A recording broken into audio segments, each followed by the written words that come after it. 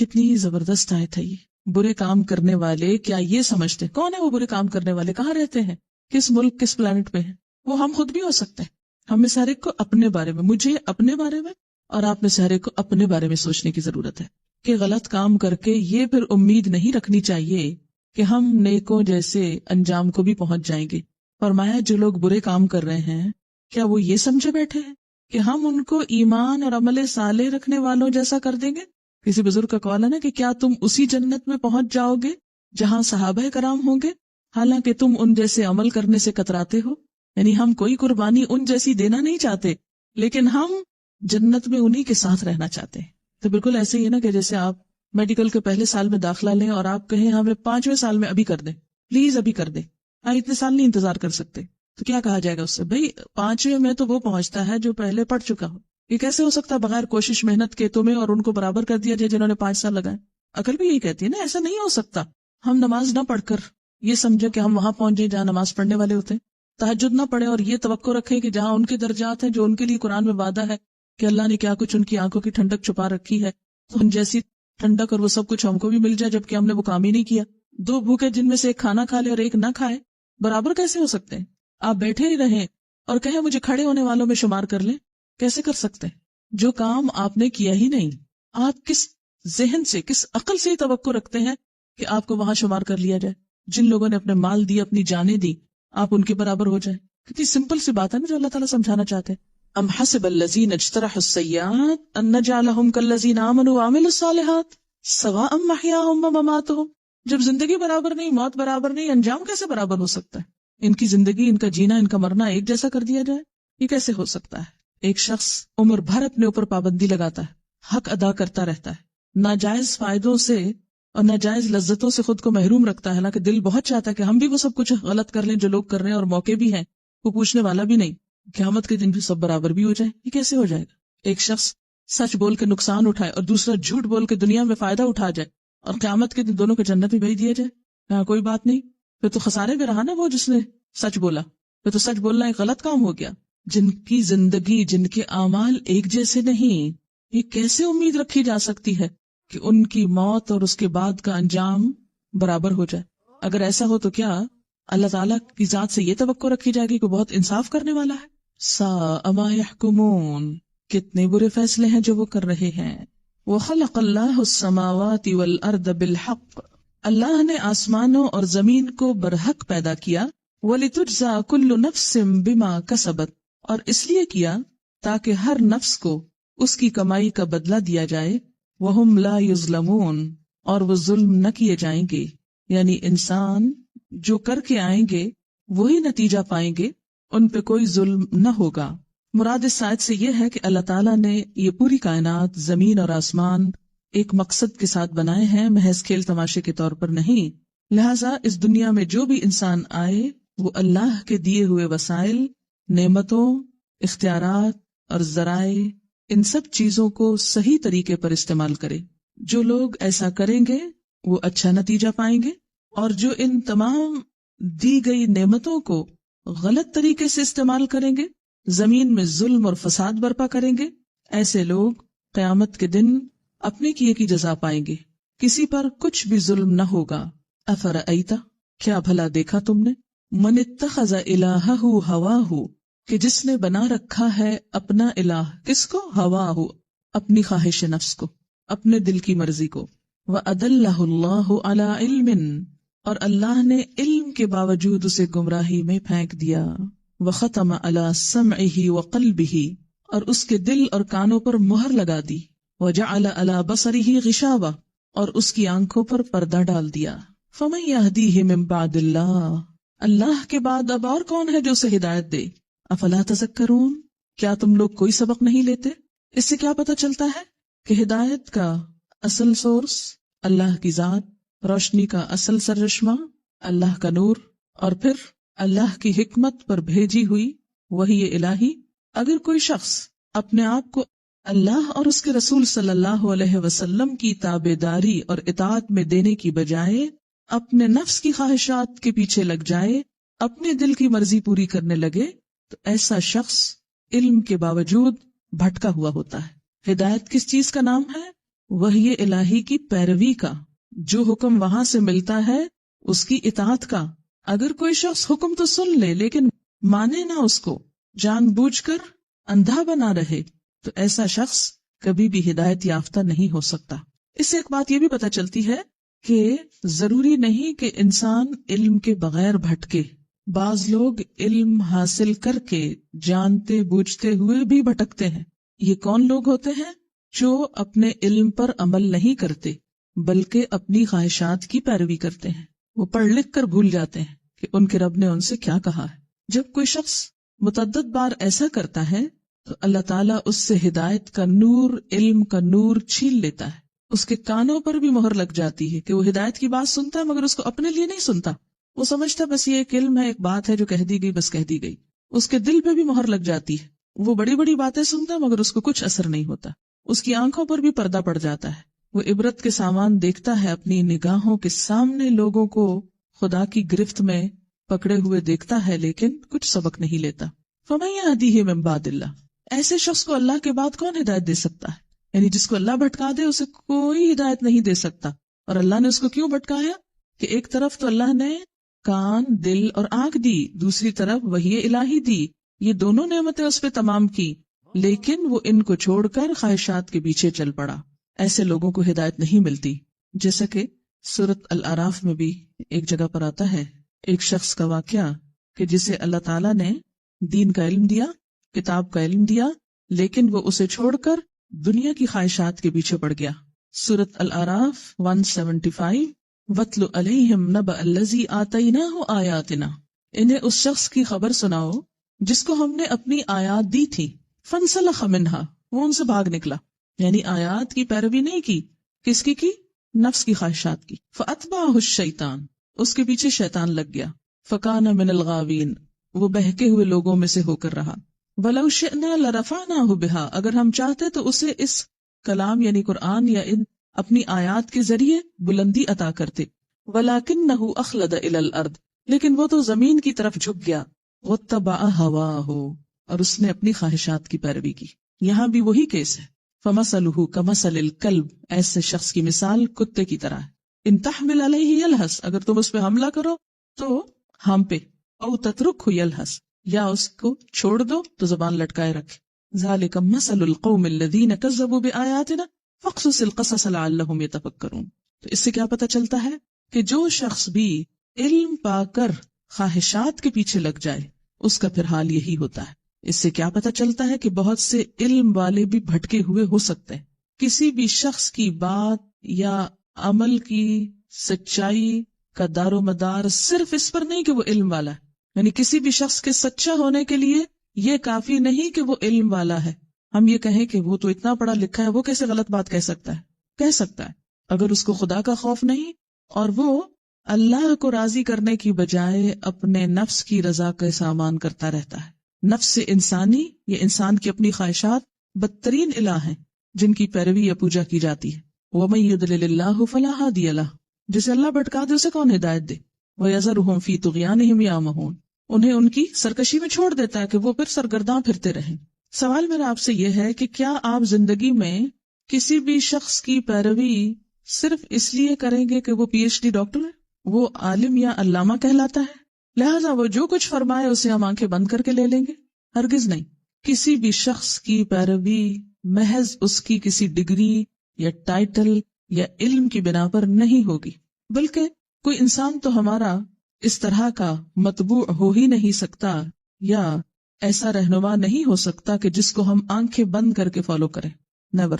ہم ضرور دیکھیں گے کہ جو کچھ وہ کہہ رہا ہے اس پہ عمل بھی کر رہا ہے، اگر کر رہا ہے تو ٹھیک ہے، ہم بھی اس کے ساتھ ہیں، اور اگر وہ نہیں کر رہا تو جو چاہے کہتا رہے۔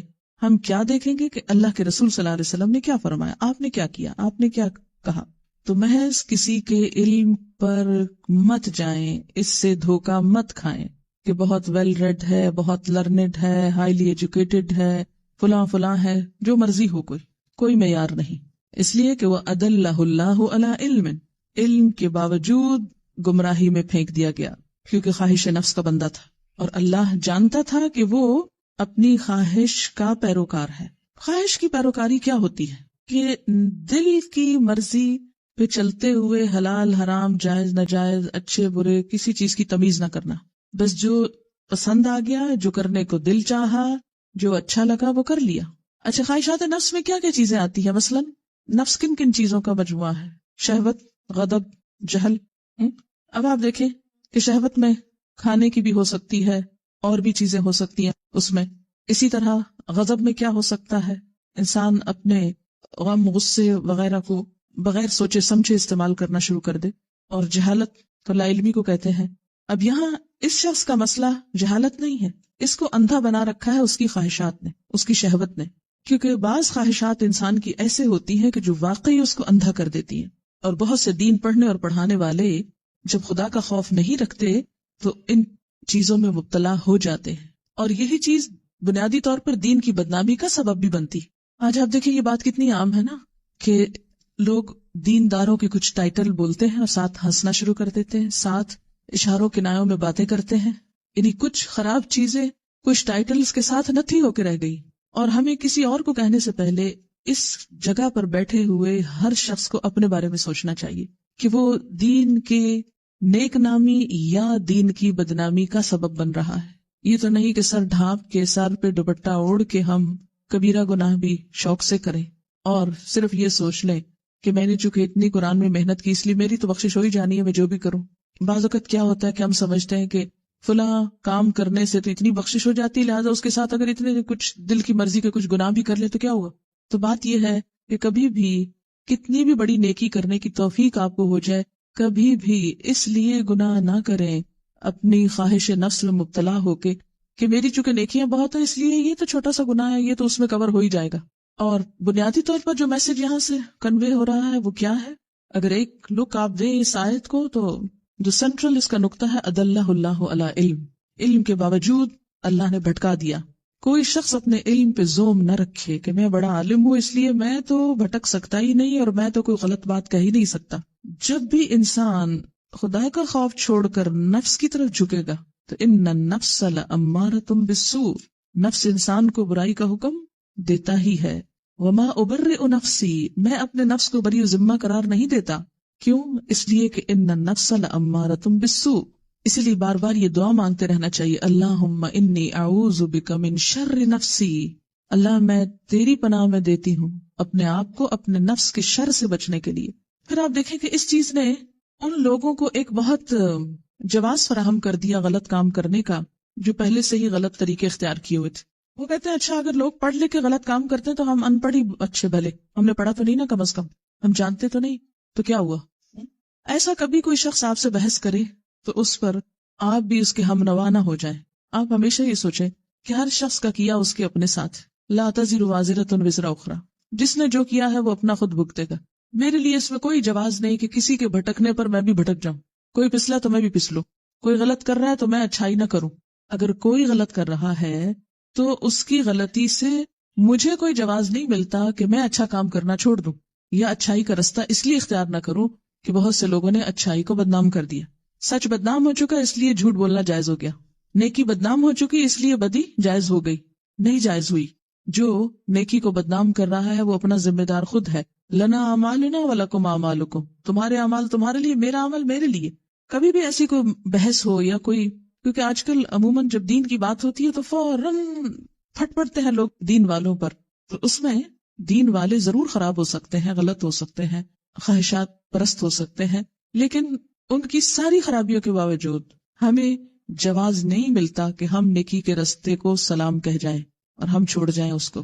ہمیں اس ٹرینڈ کو بدلنا ہے، اس سین کو بدلنا ہے، ہمیں اعلی اخلاق کے وہ نمونے پیدا کرنے ہیں، تبھی صورتحال تبدیل ہو سکتی، تبھی دین کا فائدہ ہو سکتا ہے، تبھی ہمارا فائدہ ہو سکتا ہے۔ کسی کے اوپر بھی تنقید کرنا بہت آسان ہے، کسی کی خامیاں چننا بہت آسان ہے، لیکن اگر پلٹ کر ہم کسی وقت اپنی کوتاہیوں کو دیکھ لیں، اپنی کمی کو دیکھ لیں اور اس کی اصلاح کی کوشش کریں تو بہت کم وقت بچے کہ ہم دوسروں کے پیچھے پڑے رہیں۔ بعض اوقات ہماری ساری ذہانت، سارا ٹیلنٹ، ساری قابلیت، ساری قوت صرف اس بات میں خرچ ہو جاتی ہے کہ لوگوں میں کیا کیا خامیاں ہیں اور ان خامیوں کی وجہ سے میں اگر صحیح نہیں تو اس میں میرا قصور نہیں۔ فرمایا افلا تذکرون، تم اس بات سے کوئی نصیحت نہیں لیتے، کوئی سبق نہیں پکڑتے۔ اچھا پھر آپ دیکھیں کہ علم سے مراد یہاں صرف دینی کا علم نہیں ہو سکتا، یہاں علم علم نکرہ ہے، جس سے مراد دنیا کا علم بھی ہو سکتا ہے، کہ بہت سے لوگ دنیاوی معاملات میں بڑے سمجھدار ہوتے ہیں. مثلا آپ دیکھیں کہ دنیا کی ایک بڑی آبادی شرک میں مبتلا ہے، تو آپ کے کیا خیال ہے کہ جو لوگ بتوں کی پوجا کرتے ہیں وہ سارے جاہل لوگ ہیں؟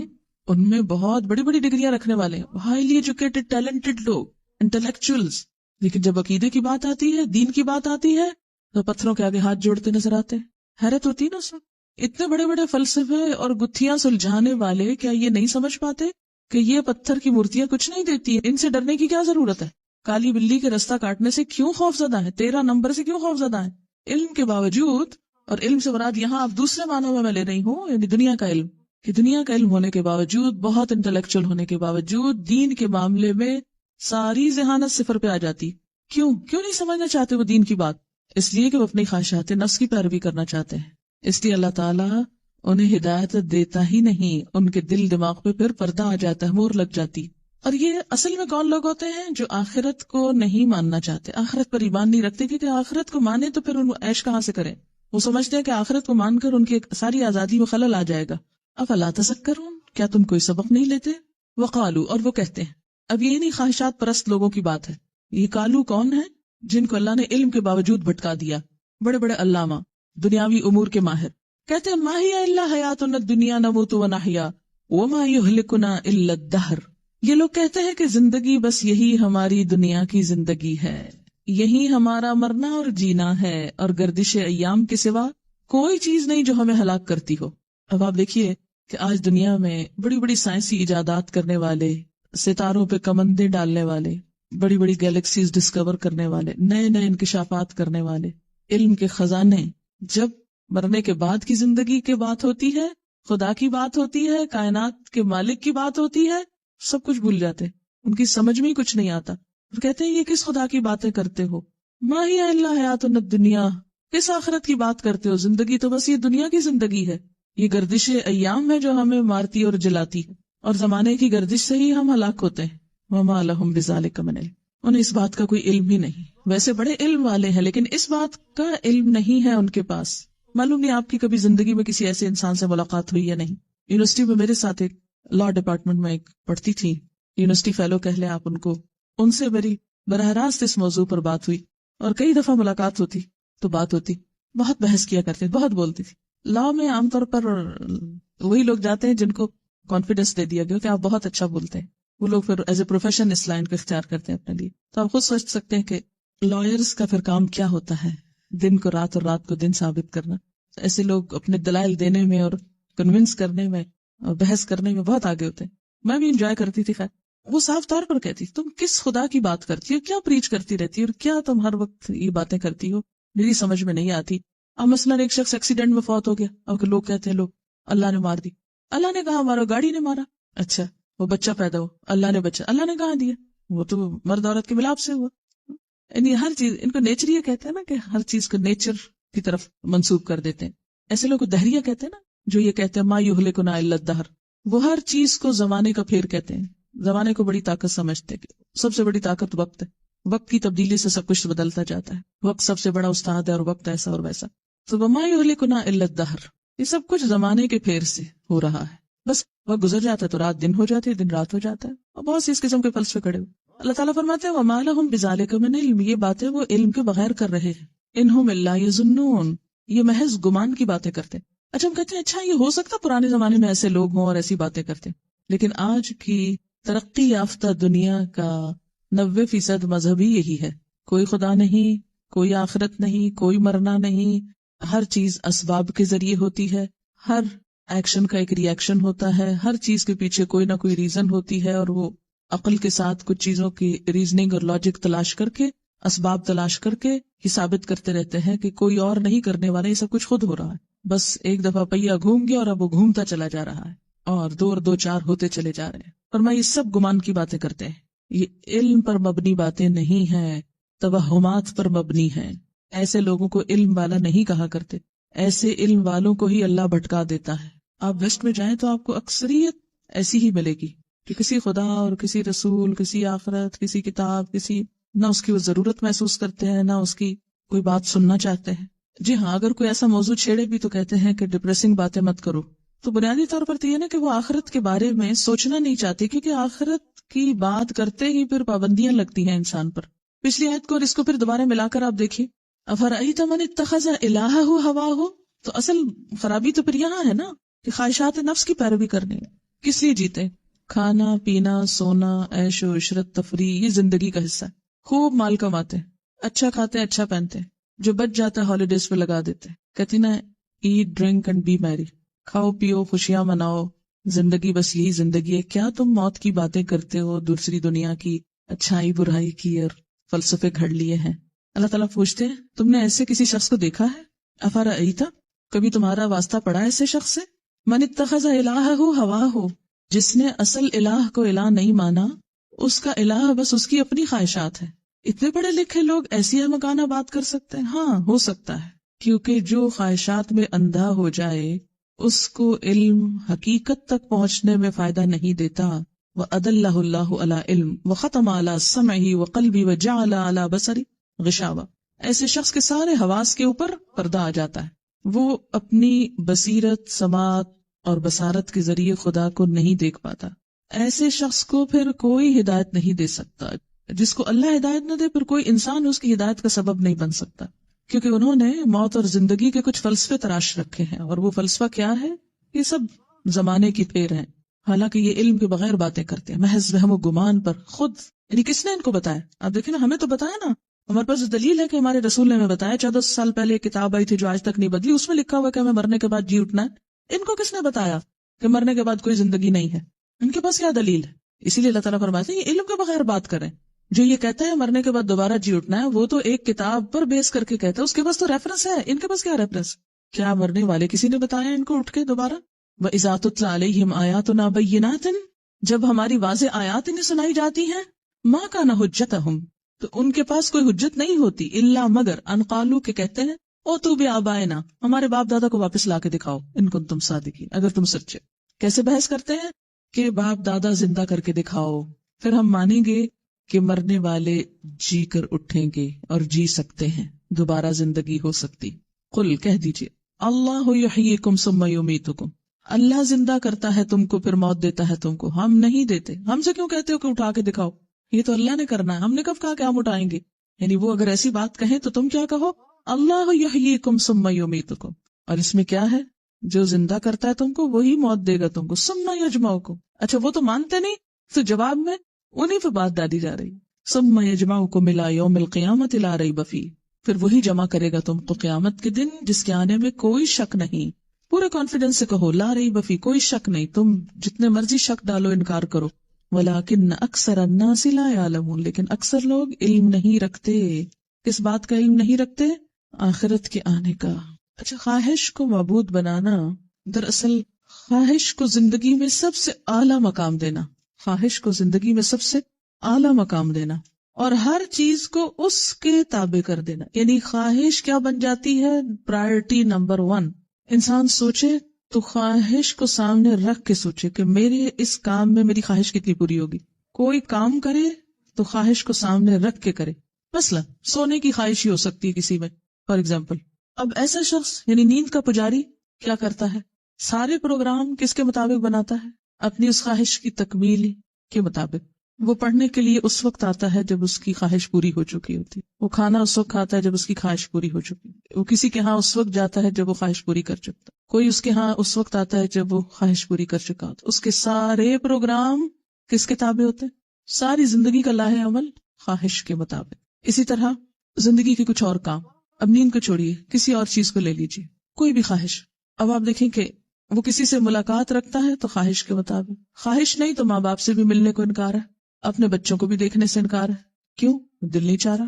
بچوں کو ہوم میں چھوڑ دو، ان کو کسی پنگوڑے میں ڈالاؤ، ان کو کسی اوون میں رکھ دو، کیونکہ وہ خواہشات میں خلل ڈال رہے ہیں. انسان بھیڑیا بن جاتا ہے نا، اپنے بچوں تک کا قاتل بن جاتا ہے، اپنے بچوں کا قاتل بن جاتا ہے اپنی خواہش کی تکمیل کے. وہ شادی کرتا ہے خواہش کی تکمیل کے لیے. آج کل ہمارا ایک یہ ٹرینڈ بہت چل پڑا نا، شادی وہاں نہیں کرنی جہاں ماں باپ کہیں یا جہاں کرنی چاہیے یا جو سوٹ زیادہ کرتا ہے.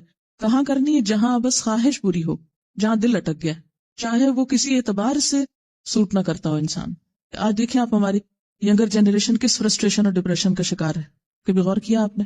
یا بالکل چھوٹی لڑکیاں بعض اوقات کو ایجوکیشن کی وجہ سے اپنے ہی ہم عمر 18 16 17 سال کے لڑکوں کے عشق میں گرفتار ہے. اب آپ بتائیں کہ ایک لڑکی جو خود 16 سال کی، وہ 16 سال کے لڑکے سے کیسے شادی کر سکتی؟ لیکن خواہش غالب ہے، اسے شادی کرنی ہے تو یہی کرنی. اور اس کے مقابلے ماں باپ جو کچھ سجیسٹ کر رہے ہیں وہ کتنا کس لحاظ سے بھی اچھا ہو، وہ اچھا نہیں اس لیے کہ اس کے لیے میری خواہش ہی نہیں. تو اسلام میں شادی کا انسٹیٹیوشن کبھی صرف خواہش پر مبنی نہیں رہا. ٹھیک ہے، شادی خواہشات کی تکمیل ضرور ہے، لیکن اسلام نے کبھی شادی کو محض خواہشات پر بنیاد نہیں بنایا، محض خواہشات کی تکمیل کا ذریعہ نہیں ہے. اس لیے کہ شادی کے بعد تو بہت سی ذمہ داریاں آنی، خواہش تو چند دنوں میں پوری ہو جائے گی، باقی ذمہ داریاں کون نبھائے گا؟ بیوی کی ذمہ داری کون اٹھائے گا؟ بچوں کی کون اٹھائے گا؟ باقی کام کون کرے گا؟ زندگی محض خواہش کی تکمیل کا نام نہیں. کھانا ہم کھاتے ہیں محض ٹیسٹ کے لیے، چاہے زہر کھانا پڑے کھا لیں گے ٹیسٹ کے لیے. گندگی کھانی پڑے، پورے بازار کی مٹی سے اٹا ہوا کھانا کھانا پڑے، دہی بلے کھانے پڑے یا کچھ اور کھائیں گے. مکھیوں سے اٹی ہوئی چیز کھانی پڑے کہ ٹیسٹ اسی میں، خواہش پوری ہو رہی کھائیں گے. نہ صفائی نہ ستھرائی، کسی چیز کا احساس نہیں. کپڑا پہننا ہے خواہش کا پہننا ہے، چاہے وہ چبھے، چاہے سردی لگے، چاہے گرمی لگے، چاہے مرے چاہے جی، چاہے حیا پامال ہو، تار تار ہو، کچھ ہو، خواہش. تو جب زندگی کی ساری بھاگ دوڑ صرف خواہش کی تکمیل میں ہو جائے تو آپ خود سوچیں کہ ایسے لوگ کہاں پہنچیں گے، خواہشات ان کو کہاں لے جائیں گی. ایسے لوگوں کو اللہ تعالیٰ کیسے ہدایت دے؟ اللہ نے عقل کے دروازے رکھے ہیں کچھ، کان، آنکھ، دل وغیرہ، یہ سب الٹیمیٹلی کہاں جا کے کھلتے ہیں؟ عقل میں. لیکن جس شخص کی خواہش اس پہ غالب آ جاتی ہے اس کے یہ دروازے بند ہو جاتے ہیں. اب اس صرف خواہش کی تکمیل کے لیے جی رہا ہے، اور جب اس کی عقل بیچ میں ذرا سا اٹھ کے بولنے لگتی ہے کہ دیکھو اس میں تمہاری عزت کا نقصان ہے، دیکھو تمہاری عقل کا نقصان ہے، تمہارے مال کا نقصان ہے، تمہاری فلاں فلاں چیز کا نقصان ہے، تو وہ ہر بات کی ایک جھوٹی توجیہ پیش کر دیتا ہے. یعنی کوئی فرق نہیں پڑتا اس سے، وہ فلاں بھی تو ایسے کرتا ہے، اس سے کیا ہو جاتا ہے. ہر چیز کی ایک تعویل کر لیتا ہے اور خواہش کی تکمیل کر لیتا ہے. جتنا بھی حرام کام دنیا میں ہو رہے ہیں، زنا ہو رہا ہے، شراب ہو رہا ہے، شرک ہو رہا ہے، جھوٹ ہو رہا ہے، غیبت ہو رہی ہے، جو بھی حرام کام ہیں ان سب کے پیچھے آپ دیکھیں تو کس کی تکمیل ہے؟ خواہش کی تکمیل.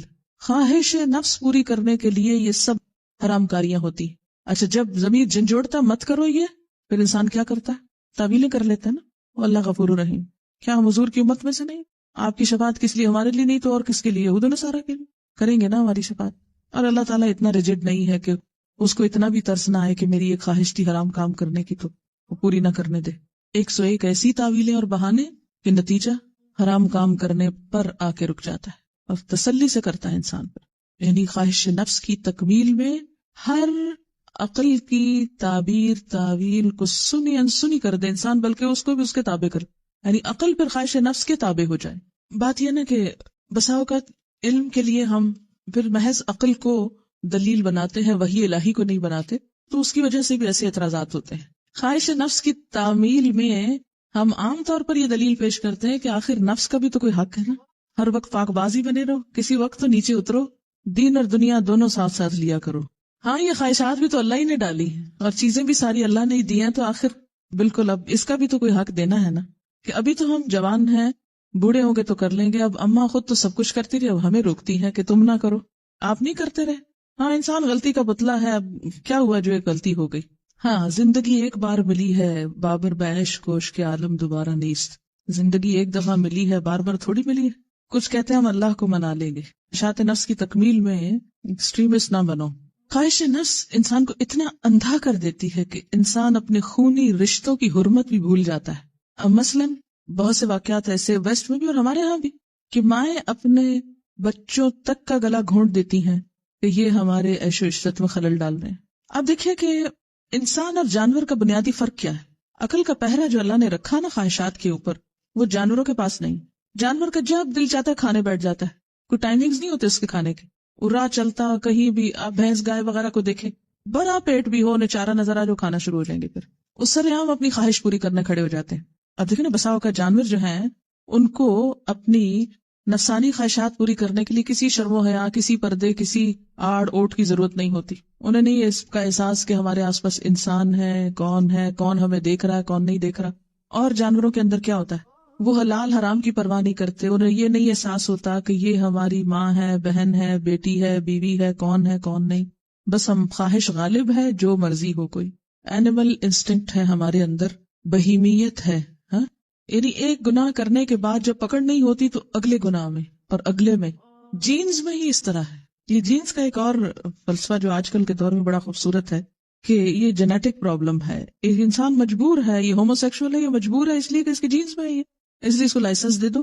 بالکل انسان کے پاس اختیار ہے, عقل ہے, ارادہ ہے, جانور کے پاس نہیں ہے. لہٰذا امتحان ہی تو اس کا ہے کہ اپنے اختیار, ارادے, عقل کو کس طریقے اور کس رستے پر استعمال کیا, انسانوں کی طرح یا جانوروں کی طرح. جی ہاں, انسان خواہشات میں جب پڑتا ہے تو ایسے ہی جیسے پھسلا ہوا قدم پہ رکتا نہیں نا کہیں. جب کوئی پھسلنے لگتا تو آپ اس کو روک نہیں سکتے, اس کو کہاں تک جانا ہوتا ہے, گرنے تک پھسلنا ہوتا ہے. یعنی خواہشات میں اندھا دھند قدم رکھنے اور اس کو لیگل کرنے اور جائز کرنے کا نتیجہ کیا ہوتا ہے؟ ایک غلط وادی میں قدم رکھیں تو صحیح, ایک پوری کریں پھر آپ سنبھل نہیں سکتے, پھر وہ لے جائے گی وہاں جہاں منہ کے بل گرے. یعنی جدید نفسیات میں ایک یہ بات بہت کہی جاتی ہے کہ بہت سی بیماریاں نتیجہ ہیں خواہشات کو سپریس کرنے کا. اس لیے اگر آپ چاہتے ہو کہ ایک انسان صحیح معنوں میں انسان بنے تو اس کو اپنی ہر خواہش پوری کرنے دو, اور اس چیز میں کھلی آزادی دے دی انسان کو. کسی انسان کے اندر بھی کوئی کمپلیکس ہوگا تو بس یہی ڈھونڈنے کی کوشش کریں گے اس کی کون سی خواہش پوری نہیں ہوئی کہ جس کی وجہ سے یہ بیماری اس کو پڑ گئی. یہ ایک اور انوکھا فلسفہ ہے, ایک نئی گمراہی. اب مثلاً اگر ڈائبٹیز شخص کو میٹھا بہت پسند ہے, اور عموماً ہوتی بھی اس وجہ سے کہ وہ بہت ایکسس اس کا یوز ہو چکا, آپ کہیں اس کو اپنی خواہش نفس پوری کرے تو کھانے تو میٹھا اس کو جتنا کھاتا ہی, یہ کیا تم اس پہ ظلم ڈھا رہے ہو, اس کی خواہش کو کنٹرول کر رہے ہیں, کیا نتیجہ نکلے گا؟ کھانے دینا چاہیے. نہیں, آپ ظلم ڈھا رہے ہیں, وہ بیچارہ مر رہا ہے میٹھے کے بغیر اور آپ کنٹرول کر رہے ہیں اس کا میٹھا.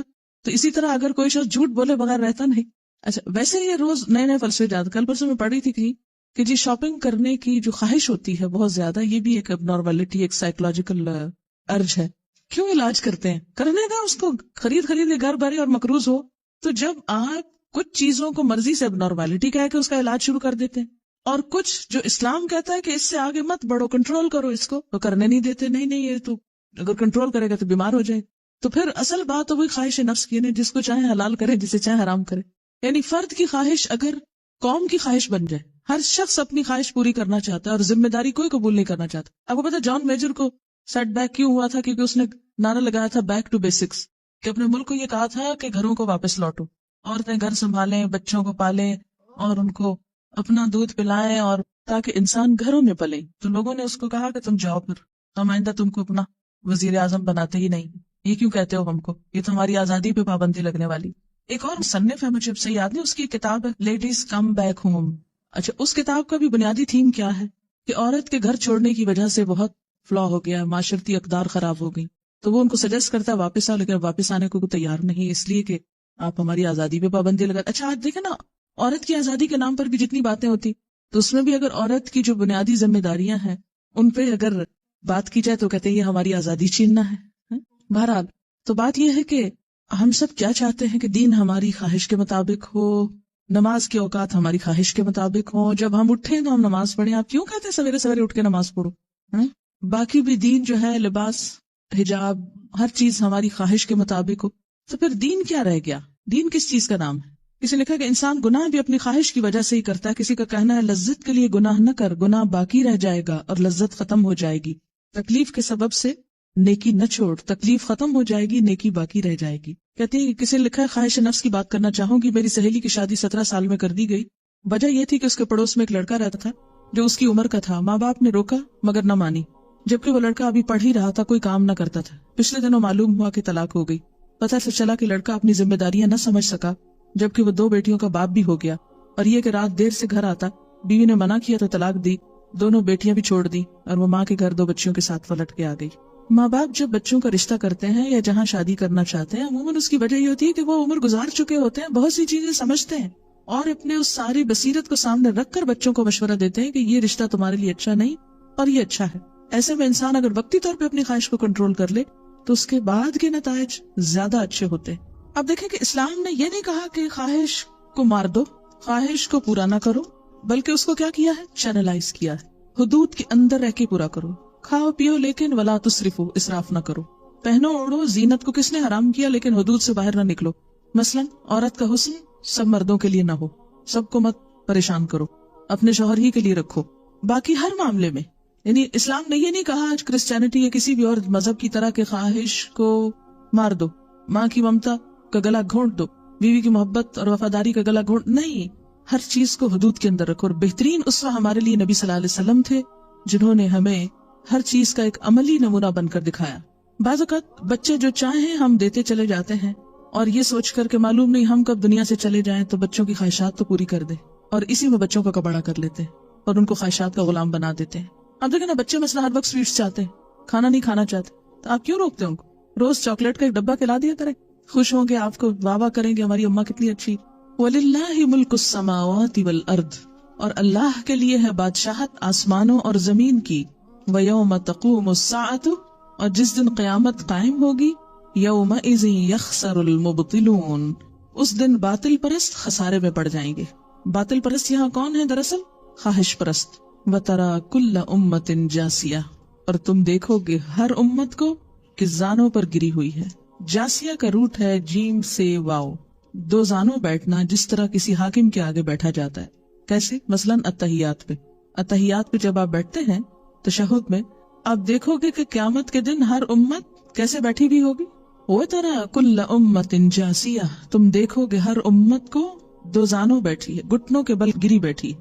پوری پوری قوم مل کر بھی اللہ تعالیٰ کو کوئی نقصان نہیں دے سکے گی. سب عاجز بندے بن کے بیٹھیں گے، سب کے سب.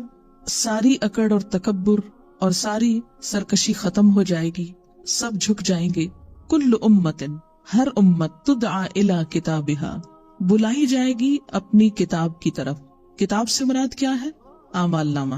ہر ایک کو کہا جائے گا آؤ اپنا نامہ اعمال دیکھو، جسے سورۃ زمر میں آتا ہے ووضع الکتاب وجیء بالنبیین والشہداء الیوم تجزون ما کنتم تعملون، آج تم جزا دیے جاؤ گے جو کچھ تم عمل کرتے رہے ہو.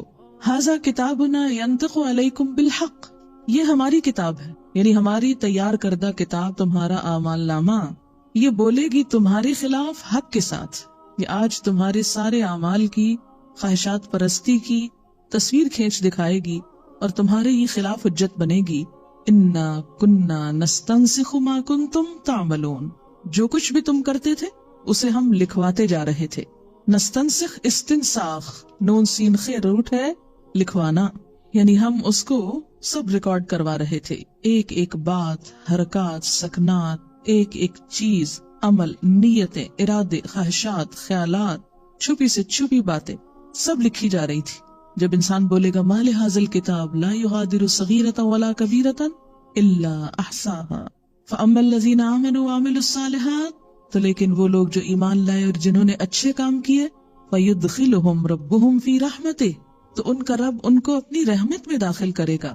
ذالک هو الفوز المبین، یہی دراصل کھلی کامیابی ہے. وآخر دعوانا ان الحمد للہ رب العالمین.